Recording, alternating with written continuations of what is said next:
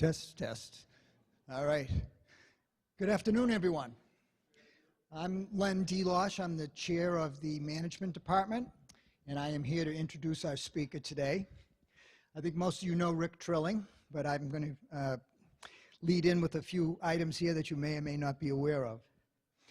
So Rick has been an instructor here at Wentworth for 10 plus years, both full-time and part-time with our SIPSI organization as well as in the Department of Management. Prior to that, he taught at the BU Law School. I think most of us know that Rick is a lawyer, licensed, how many states, Rick? Just Massachusetts. Well,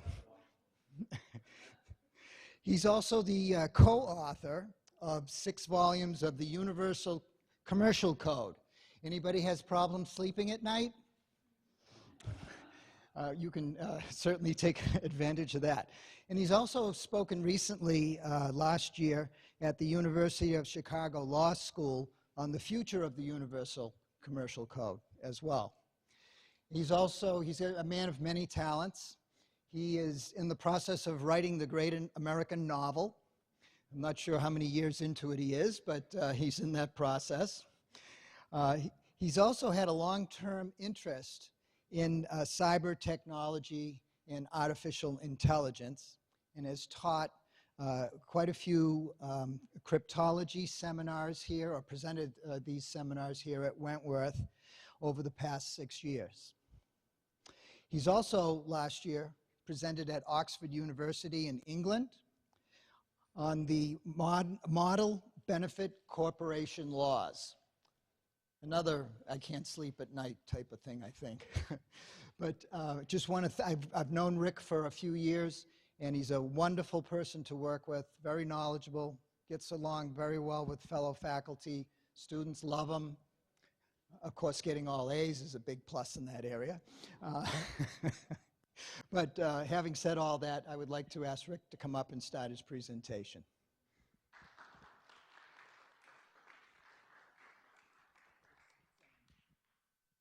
Thank you, Len. I'm also kind to pets and small animals. Clearly, one of these days I have to write something involving the Kardashians, so it won't be putting you to sleep at night, or maybe that will. So thank you for coming this morning and this afternoon. And what I'd like to speak with you about today is, as part of the speaker series, we've been asked to delve into some of our experiential aspects of the learning process.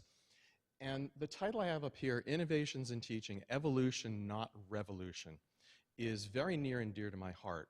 I strongly believe that there are extreme benefits to trying not to reinvent the wheel, not trying to come up with some huge, enormous change. These things are few and far between, but that there are incredibly beneficial advantages to taking existing things and expanding them, looking at something that is new, maybe frontier, and applying it in a different way than it's been applied before. We're going to take you through the idea of evolution versus revolution. I'm going to look at the aspect in the beginning that we're all sort of instant gratification society. And we want to take a look at some examples here, because I clearly want to be able to show you that there's some evidence behind what I'm talking about. But last but not least, I want to be able to encourage and inspire you to do this on your own. I'm going to give you an example of one of my experiences with this as we come to the end. And I want to really be able, for you as we're going through this, for you to feel as though, first of all, if this schlub can do it, you can do it. But secondly, that there are so many examples of this having happened over, I'm sorry, yeah, schlub is a technical legal term that I threw in there. Anyway. So what's the point of even trying to do any of this? So I'm in love with these, there's this great phrase about the idea that we stand upon the shoulders of giants who came before us. And there are variations of this over the millennia in terms of how we come up with innovations. Now, when we talk about innovations, we are, generally speaking, doing something that is going to take something that somebody has already done and made it better. A little bit better, a lot better. This is how a great deal, and the examples I'm going to be showing you today, of recent innovations in teaching methodologies in classrooms. And some of these are going to be extensions into all of academia. The benefits that can be had in student retention, for example. Not directly in the classroom, but absolutely an opportunity for the academic environment, for our institute to improve even more so. My goal, as I say at the end, is just do it. Just get up and try. Sit there, stuck on a commuter rail train with an idea forming in your head, and go out and try it. Hopefully the one that I'm showing you at the end will inspire you as well. So, as I mentioned to you already, this is like my classroom. I get ahead of the slides anyway. We're all into instant gratification and magic bullets. We want to come up with something, some kind of alchemy where we can do something that is going to revolutionize everything. My thesis to you is that there is far more value, that that the revolutionary aspects are few and far between, but that in fact there are tons of examples of situations where they're tried and tested and they might fail, but tried and tested and they work, and then you can expand it across just the institute, but across all academia as well. And think of the value that can come from trying something when you get the support that I see from people in this audience to try new things. Sometimes they work, sometimes they don't. So what we want to look at for a moment is the idea, not in academia, but in business. This is going to be my model for you just for the moment. People think of Uber and Facebook and Google as being revolutionary. If you stop and think about it, of course they're not. Uber has created, in most people's idea, the idea of the sharing economy. And it has begat Airbnb and other sharing economy aspects. But in fact, when you think about everything that Uber rests upon, the entire history of conveying people back and forth, public conveyances. When you think about Facebook, does anybody here, gosh, everybody makes me feel kind of old when I stand in the classroom. I'm feeling a little bit more simpatico here, but maybe people remember when Facebooks were called Facebooks because they were these books, they were also called meat books for other reasons, that they were these books of who are the freshmen, who are the sophomores, who are all the people in our classes as students, expanded into this using a new technology that was available. You look at the idea of Google and ABC. I say Google and ABC, it's sort of extension, because ABC is an opportunity for us to see that, what have you done for me lately? Entrepreneurs tend to become serial entrepreneurs when they're very successful. They want to show you that they didn't have just one great idea. All of these ideas have been evolution, not revolution. There's not been something where somebody came in and came up with something that did not rely upon everything that came before it. What I'd like to give you is the idea that we have, this is, by the way, the picture here of Beth Ann is, I figured if she was here, she was going to end up killing me afterwards because which picture I'd chosen. But many different groups have tried to look at innovations in teaching. We've looked at it as a faculty senate. NPR spent a year and a half focusing, asking people from around the country to explain to them where are the great new revolutionary aspects, innovations in teaching. And every single one of these results turned out to be not something incredibly shocking, surprising, but slowly but steadily, incremental, building on what came before it, aspects. So to give you some evidence of this, give you some examples of what we're talking about here. And these are in no particular order. I don't want you to feel as though I'm focusing on certain areas, leaving lesser ones to the end or whatever. So we've all heard about EPIC, right? But we're being recorded, so I'm supposed to be a little bit clear about this. So E for externally collaborative, right? P for project-based. I for interdisciplinary. C for, can we all agree on it this time? Culture, curriculum, whatever we're talking about. When it was presented, it was not presented as something revolutionary, but it was presented as something that could take us further, take our students farther, be able to give us something of value. And the evidence shows that it actually succeeded. That taking something that was combined of not brand new elements, but existing elements, gave us an opportunity to make something that is greater than the whole. The whole is greater than the sum of its parts. Tons of examples of this, as we're going to be seeing over the next 15, 20 minutes or so, but think about how we've experienced this individually.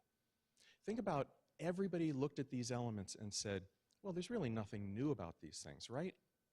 And then everybody began to try and combine maybe two of these instead of all three of them, maybe bring one of them in slowly and then bring others in. The value that we've been able to bring out of the EPIC concept has been enormous for our students. It's been demonstrable. We have examples of it. We've had learning curves, and the learning curves are important. But the value that we get out of something like this, that was built upon individual elements, evolved from all of those elements together, is a great example for all of us who are sitting here who have worked with this. So, the idea of the flipped classroom. Nothing radical here, right? Evolutionary. The flipped classroom is something that has been, as a matter of fact, there are people who try and take claim for having created the flipped classroom. And you really can't, because it's so evolutionary. It's so incremental. The bits and pieces of this have provided us with value, gives us the opportunity to take the instructional part of the classroom out of the in the classroom time factor. Give that to the students as the homework. And think of the deeper dives that we've all had the opportunity to go into. We have these opportunities because we've taken the flipped classroom and we've come in and done projects. We've come in and we've done discussions. We give a problem/solution opportunity, problem/solution opportunity and an opportunity analysis to see if there's something that our students can figure out how to get a benefit out of this situation or solve a problem as an individual, as a team. The flipped classroom is another example, as all these examples are going to be, of taking bits and pieces, evolutionary aspects, where we've taken something that has been around for a while and modified it. Somebody tries it, and then they publish their results. Somebody else sees that and tries to apply that even more so in another situation. Online teaching. Again, nothing new. SIPSE is heavily invested in this procedurally, financially, structurally. Day programs in the United States are slowly but steadily beginning to head towards investing heavily in going online as well. Think of the advantages here. You're asynchronous. You're not locked into a particular time period. You have distance learning. I use the 50-mile radius because I remember somebody in the administration saying something about the 50-mile radius for Wentworth. When you think about it, there is no radius for Wentworth if you have online teaching.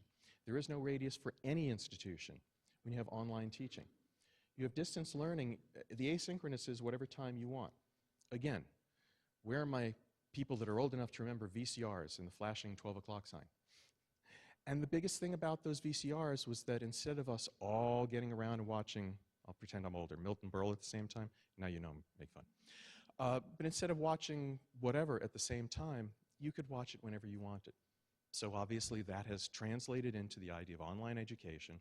And online education is not, it's the idea of taking little bits and pieces of incremental technological opportunities. Could we have done online teaching at the level that we're doing it now 10 years ago? No, but we were doing online education. We were providing online education, and we were doing it in a limited way, and then suddenly bandwidth expanded.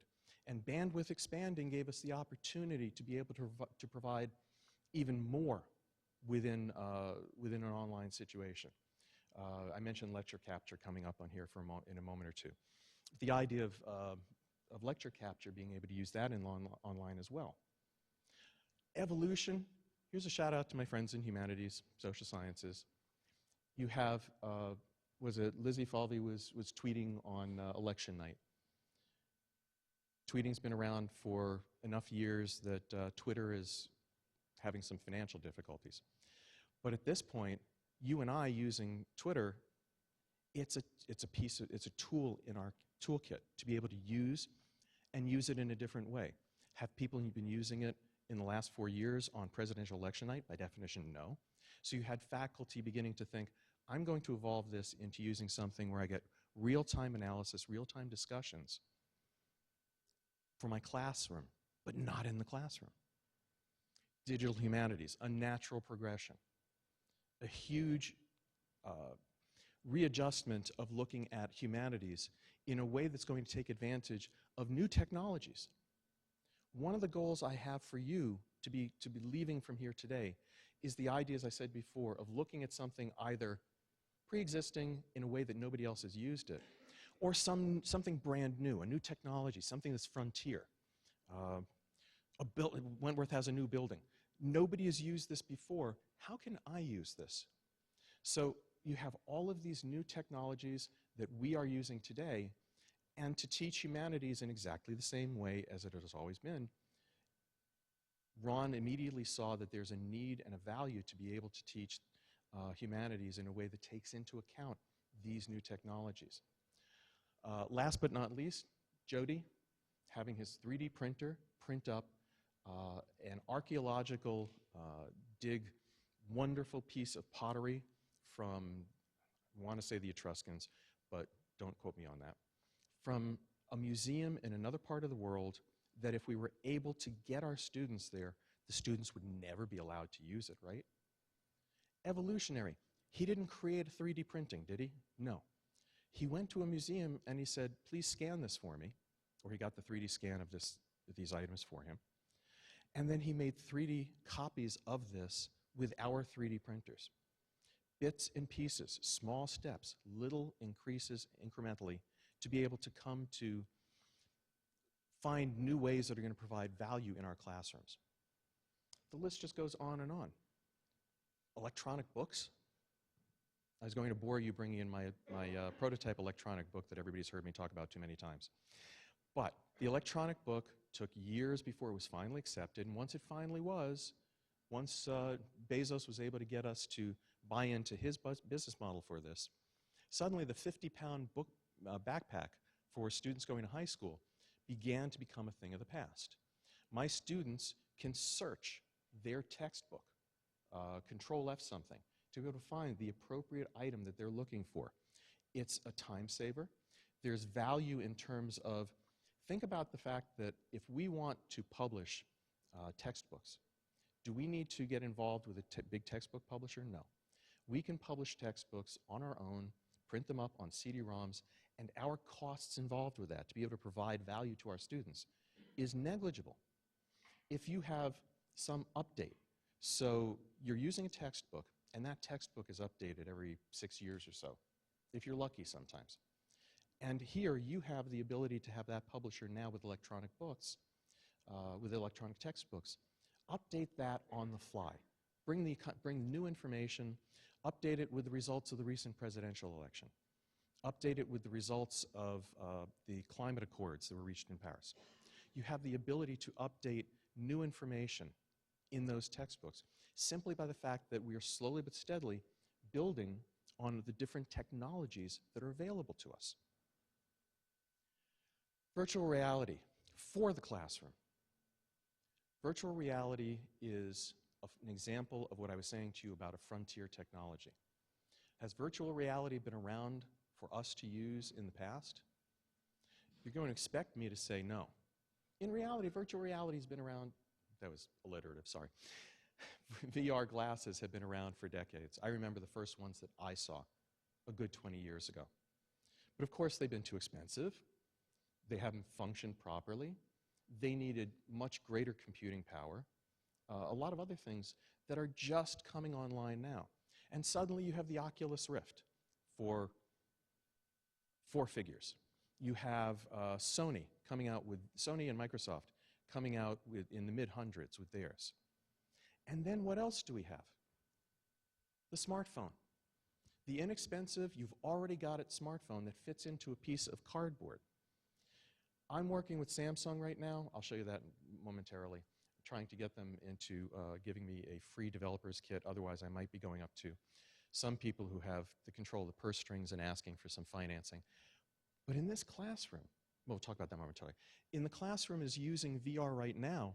How about the concept of the field trip? The concept of the field trip has gone downhill since my era of students going out to seeing factories. Why? Because of lawyers like me, because of trade secrets, because of people getting hurt or injured. I have a volcano pictured on here because imagine taking your students on virtual field trips anywhere in the world. How about taking that one field trip and being able to scale it up to all the students around the world? Are VR classes new? No. They've been around for a long time. The new versions of them are giving us more opportunities. We're beginning to get to a tipping point soon where people are going to be able to, there are going to be enough people who have virtual reality glasses to be able to not even require the school to buy students these glasses. Again, you have the smartphone opportunity. You have the opportunity to be able to share all of these aspects with your students. Think of the different aspects. I want to be able to, in Google Expeditions, so Google has been working for years with 360-degree cameras. And these 360-degree cameras are stuck on trucks going around Boston, Bombay, Mumbai. Doesn't matter where they are. You can now have, with all of the cloud servers that we have, all of this data locked in there waiting for somebody to use them in some way, shape, or form. Virtual travel, virtual classrooms, going out and being able to use this in a way that's going to provide new value to my students. I asked you to hold off on this one. Data analytics. Brad Wild will talk your ear off about that, and well, he should. Data analytics have provided the classroom and the institute and the administration with more valuable information than we ever thought possible before. I'm going to be really touching on this in 2 or 3 slides. So I'm essentially starting out with the idea a little bit more administratively. The idea that maybe we can retain some students that might have some difficulties or might be looking at a different school. Identifying students, who's most likely to fail, who's most likely to succeed. I commend to you the bottom part of this slide because those of us who have students who we advise, I'm seeing a rueful nod, the more that we begin to get assistance administratively and otherwise, when Joan Giblin will send me a notification that students are on probation, that's going to help me be able to help them. It's not in the classroom, but it's helping the students. Slowly but steadily, you add all of these aspects up. Data analytics has been around for a long time. Data mining, used by companies to figure out, we have all this information about our customers. How can we mine that data to be able to sell them more stuff, figure out where to put our next stores? Now, in academia, we're beginning to use data analytics to help our students as well, to help us run the enterprise, the academy. I'm amazed. I don't necessarily understand it as perfectly as I would like to. I wish I had. Oscar Wilde said, "Sleep, that little slice of death, how I loathe it." I wish I didn't have to spend 8 hours a day sleeping. I would love to find out more about how this operates. And you'll see on the next slide as well. But the idea that the behavioral sciences, neurosciences, cognitive sciences are giving us information that we can use in the classroom in terms of how can students learn better. The idea, there's an example in each one of these. In this case, it's Ideas 42. And Ideas 42 looked at how students are coming into the academy and are discovering that they can't do as well. I was shocked to see that 59% of students, only 59% of students will reach it to a degree within a 4.5 year period of time. As we start to use data analytics, we're beginning to get some benefit for that. As we start to look at behavioral science, we start getting some ideas, conceptual aspects about mid-course corrections for individuals, the kind of things that are used in psychoanalysis to be able to help individual students, and in a broader stroke, to be able to help all students within our particular institution. The neuro and cognitive sciences, if you look up something called the Muse App, you'll be fascinated. And this app looks at previous neuro and cognitive work and applies it. The goal here is to be able to figure out not that magic bullet, not that pill that we can take to make everything better, but little individual, incremental, evolutionary pieces of information that will help us help our students do better. This is the last example in terms of the neuro and cognitive sciences coming up here, the Muse app. So, I'm sorry, I mentioned that to you already, sorry about that. Is the idea over at Berkeley. Yes, Berkeley School of Music down the street. Here we are, and somebody has come and taken a look at how the brain learns and has started thinking about how they can apply that to how our students are learning in the classroom, how they're learning in the different ways that we're now beginning, things we've seen on the other slides, to the advantages we have from these other opportunities of online and asynchronous and all these other things. How does that impact how the brain learns?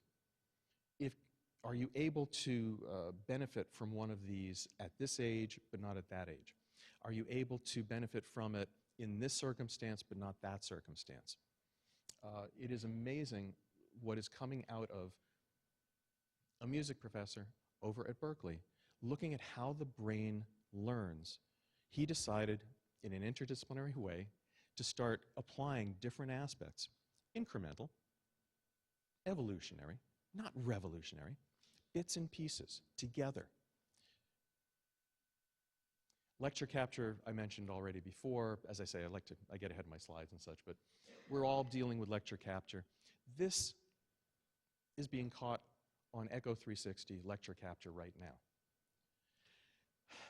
The bittersweet Harpoon Ale saga is that about a year and a half ago, we had the opportunity to take our BSM capstone students to the Harpoon Ale corporate headquarters in South Boston.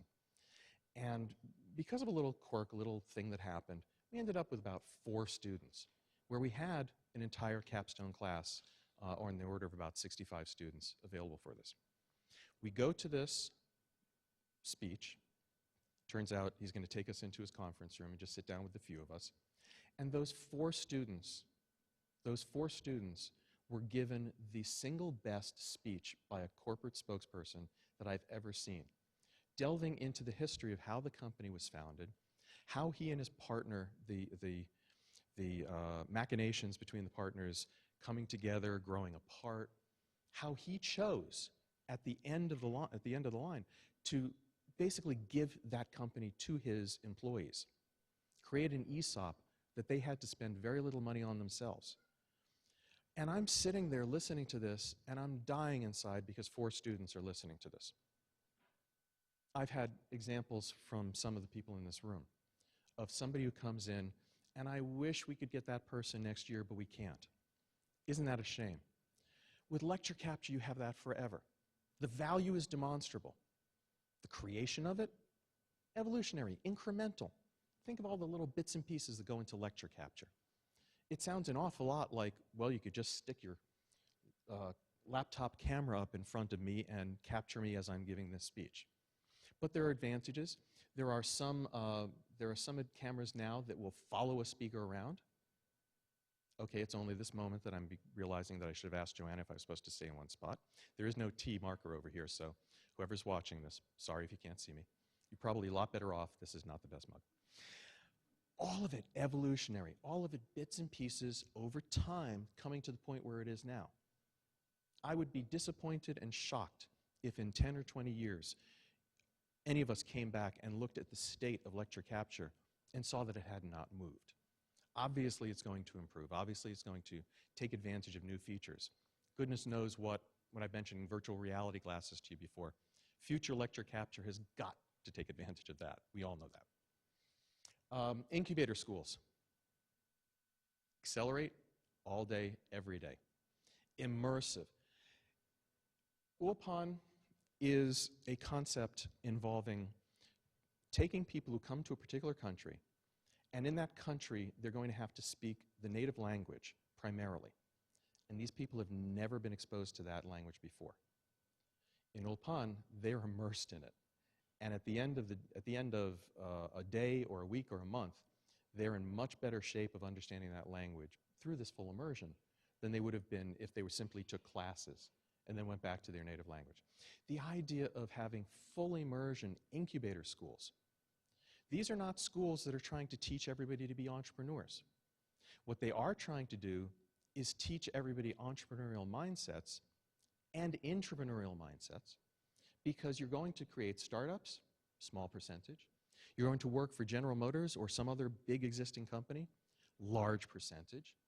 And Los Angeles, creating some of the earliest incubator schools, wants to be able to inculcate that into their students. They've chosen to take all these little bits and pieces. You can recognize pieces of this, right? Accelerate. You can recognize pieces of this. Accelerate is, I always like to say, Accelerate and business management work separate sides of the street. They work the Shark Tank side of the street. We work the business plan side of the street. They're complementary. Imagine taking those pieces and putting them into an immersive environment. Simulation software, almost as old as software itself.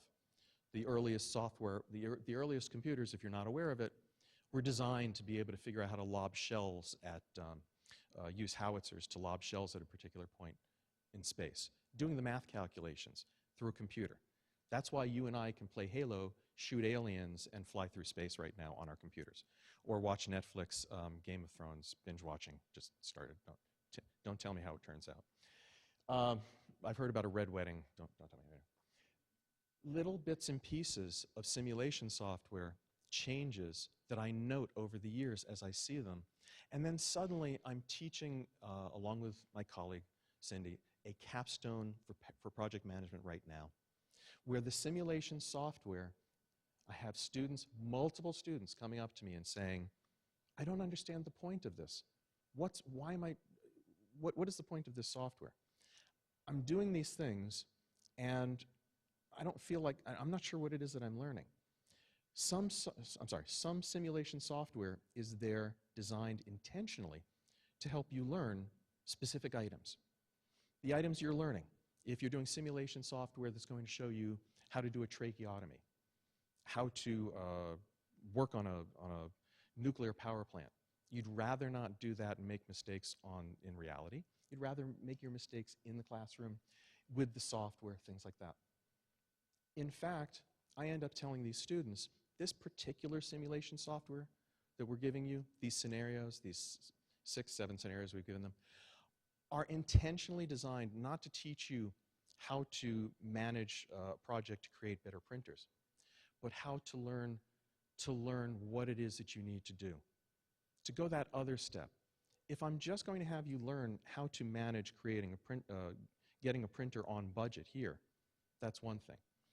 This particular iteration of the simulation software is helping them learn how to figure out what to do, whatever the variable gets thrown at them in the new situation.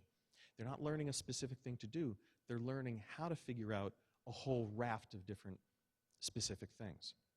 That's an iteration, that's evolution, that's an incremental change in the simulation software from what it used to be.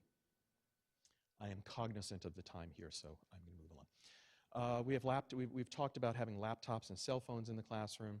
I could not have this presentation I could not resist pointing out that I know of situations where people have taken, if you've ever been in a movie theater and you can't make a cell phone call, because that's their very clever way of keeping you from interrupting people with your cell phone, there are institutes of higher education that use that exact technology in the classroom.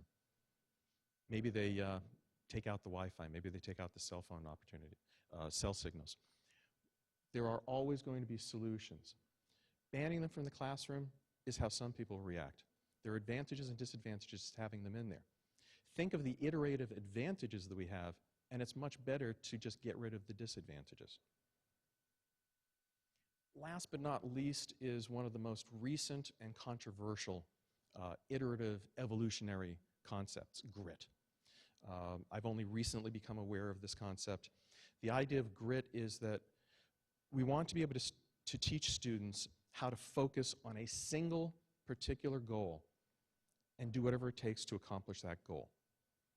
Again, new enough to be able to have become controversial. But when you think about it, it's not that terribly new, is it? Have we been trying to tell our students how to successfully bring something to a fruition? Have we been trying to teach our students how to do that in different ways? The idea of inculcating that as a focus is the new aspect. Whether this is going to be something useful for us or not is open to conjecture. We're waiting to see. But it's another slow but steadily building on what everybody has done beforehand situation. Oh, I'm sorry, I forgot. PowerPoints. How could we ever leave out PowerPoints? PowerPoints are the devil children of the blackboard and the whiteboard, clearly. So tell me how that could possibly be something revolutionary when they came out with PowerPoints. The first people to use PowerPoints probably thought they were awesome. We've come to hate them, I know. And we've come to discover various, now we love Keynote and we love Prezi and things like that. And we're going to discover new, again, as VR becomes more involved, we're going to discover new ways of using visual imagery to help our students learn new things. But again, what could possibly be revolutionary about PowerPoints? So I asked to be patient. This is my most recent involvement with iterative, evolutionary, experiential learning. So we have the idea of these VR glasses. And VR glasses are very expensive, therefore they have not penetrated the marketplace as quickly as they might have. There's also the advantage, as I said to you, of the smartphones that can operate in exactly that same manner. So I have the opportunity now, through Samsung, to start trying to see if anyone in here who has worked with online education, what's one of the things everybody complains about? Lack of interaction with the students. I heard that in the beginning. I also had that same impression myself before I started getting involved with it. And if you get involved with online education, sure, you discover fairly quickly how you can increase the interaction with students. In fact, it becomes one of the greater opportunities to have interaction with students. Wouldn't it be awesome if we could all be in the same room or feel like we were? Well, we can't. My students are in Beijing, Mumbai, elsewhere, as I say, a lot of CM students all over the world on projects. Much of what online does is asynchronous. But if you wanted to, if you could have everybody in the room together, how cool would that be? So what they've been doing over the last couple of years, to me, I pejoratively refer to it as the Brady Bunch, Hollywood Squares if you're a little older, and it's just little pictures of each person up on a screen. And that was presented recently at a conference as being revolutionary. And I can't stand that. Evolutionary, perhaps. The next evolutionary step is to be able to use these avatars. Anyone here ever played around with Second Life? We have people here who hold book clubs. That's got to be my fault. We have people here who hold good book clubs in Second Life. And you have avatars that are walking around. Already, companies like, I don't have the name up here, but it is Altspace VR, are working on having virtual meeting spaces for people in business. The idea of applying that to academia, the sky's the limit. In online teaching, you are, in one fell swoop, going to reduce, mitigate that whole concept, that whole concern about we're not in the same room together. Think of the opportunities there. I get really excited. I start telling other people, they get excited. I'm an idiot because I tell them they get excited, and now I got to go do this stuff. But as my colleagues know, I don't know how to stop doing that shop. So we are really, really, really near the end here, so because timing, and I know people have classes. So I want to inspire you. I want you to be able to look at this and realize, I mean, if I can think of this, come on. Anybody can think of this stuff. I'm a schlub, right? Look at something frontier. This is what I'm telling my students in my classrooms. Look at something frontier, brand new. Nobody else has worked with it. Maybe you can think of a way before everybody else does to apply it. In our case, we're applying it to one particular area. academia, the classroom very specifically. There are so many opportunities for us to do that. What is new and frontier right now? Virtual reality glasses, 3D printers, drones, tons of different things going on right now, augmented reality, that we're barely scratching the surface with. Again, another ageist little thing here, but I remember in the 60s how exciting it was that a lot of new frontier things were coming around, and you didn't really feel as though you had a lot of that all at the same time in the decades since. I think we're at a point now where we have a luxury of the benefit of all these different frontier areas that we could potentially apply to what we're doing in the classroom. So I want to encourage you to go, get out there, take these small steps, Ellie, as our previous provost used to mention from the movie Contact. You can evolve a teaching innovation that's going to provide value. It's not rocket science, it's inspiration. It takes looking and thinking and considering, but think of the different ideas that you might be able to come up with. And if you come up with an idea, last but not least, you get to benefit not only your classroom, but classrooms around the school, around the country, around the world. I do want to thank you for your time, your attention. I know everybody has classes and things coming up, so thank you for having come.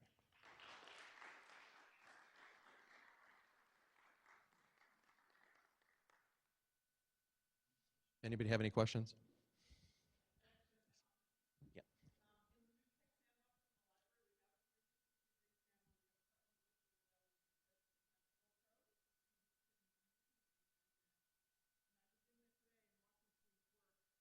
The old 3D glasses with the red and blue, and they were working on presentations. I was like, oh, wish I had time to see what they were doing. So the technology is on campus, and we're going to take advantage of it. And 3D scan. I should have handed you the microphone, but I'm just going to repeat into the recording that we have all these technologies available right here. Think about if you suddenly get an inspiration in the shower, tomorrow morning you can come in and play with that equipment in the library. Thank you, Pia. Questions? Charming, witty comments? Kelly.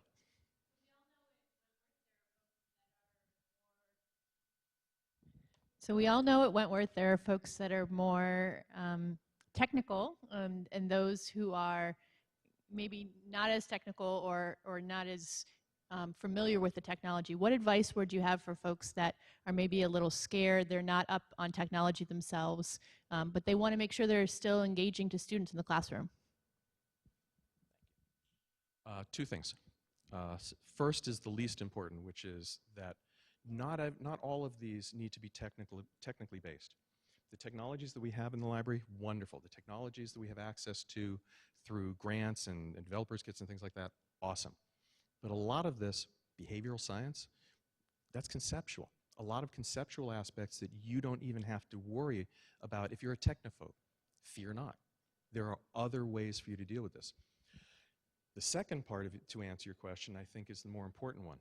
I'm looking, half of this room is constituted by people, or at least a third of the people in this room is constituted by people, especially up in the cheap seats up there, that are gods and goddesses for helping, for assisting, for making any technophobe feel more comfortable. Not just, you've got Ron and Ella and Tess, you've got other people in here, you've got Pia, you've got everybody around here who's willing to help you. You know what else you have? You heard me be dumb enough to mention that I'm working with VR glasses. You want to do something VR glasses? Pick my brain. You want to work with something involving digital anything?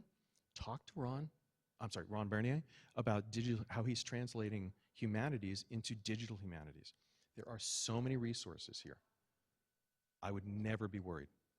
Take advantage of the fact that you have the resources, the individuals, and people who are not going to just put you on their calendar and sit down with you and deal with you, but people who are relentlessly, annoyingly helpful and really will not only bend over backwards for you, but will really make life easier for you.